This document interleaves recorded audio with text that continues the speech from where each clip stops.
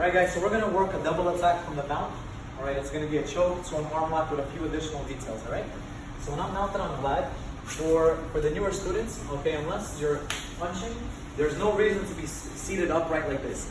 Because Vlad is going to use the hips anyway, and I'm going to have to post right away as soon as he does. So in the beginning, have your feet underneath his hips.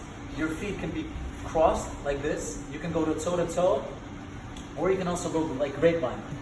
It's up to you. Like your feet should be underneath the hips as opposed to like something like this, right? So my feet are under, and now I have a nice base on top of Vlad. So if Vlad tries to bump me one way or another, it's going to be very difficult. And I'm doing the D now, bringing my hips in, right? So now I'm going to choose a side. So let's say I'm going to choose my right hand. I need to lean towards my left. So right now my head is on top of Vlad's. So if I go with my hand just like this, Vlad can trap my arm and roll me over very easily, okay? So if I'm going to use my right hand, I need to move my body. So I'm going to move here, and now I'm going to place my hand here. So Vlad bumped me. Now it's very hard because all of my weight is on this side. You see that? So as soon as I'm here, I'm going to generate a reaction from Vlad. I'm going to drop my elbow right on his neck. He's going to grab a 2-on-1 on my arm because he doesn't want me to crush his neck. He doesn't want all that pressure. If he doesn't mind, then I'm just going to start to go for the choke. But let's say he's going to start to defend the choke. So now I'm going to make a lobster claw with my other hand, and I'm going to push right on top of the elbow to bring his arm across his face. I'm going to bring my chest over his arm, and now my chest is controlling that arm. From here, don't keep your hand on the same side. Bring your hand across so that your knee can travel towards his ear and you can start turning your body. So I'm going to slide all the way up as high as I can. All right. A lot of times when we show these positions, people slide their knee too low. All right. So you want to go deep. My knee is right here. From here, I'm going to use my second hand to curl and to pull his tricep and curl my leg around his other arm. From here, most people know the armbar is going to come, so they're going to start to grab their hands together to start to defend in various ways, right? So look, the hand that was choking, I'm going to take it out, and now look, I'm going to punch it through this space in between his arms, and I'm going to overhook his arm.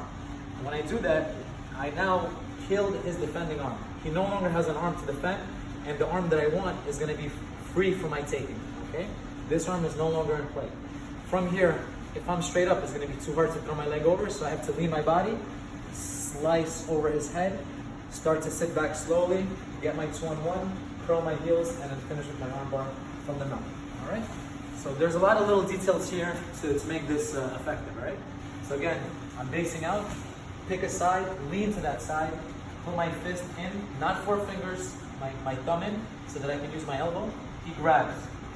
I'm going to push, reinforce my chest.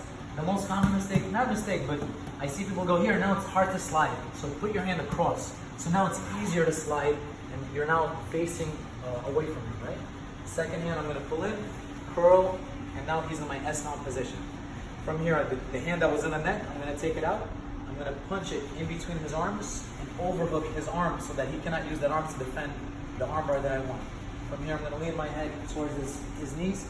It's going to make this leg very light. Curl it around his neck, and then get a 2-on-1 on the wrist to finish with the arm bar position. Another mistake I see some people, their legs too extended like this, right? So then they can start to slide.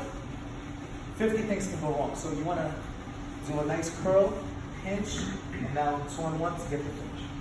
All right? Sounds good? Let's give it a try, guys, and call me over if you have any questions. All right? Let's go. Thank you, Chris.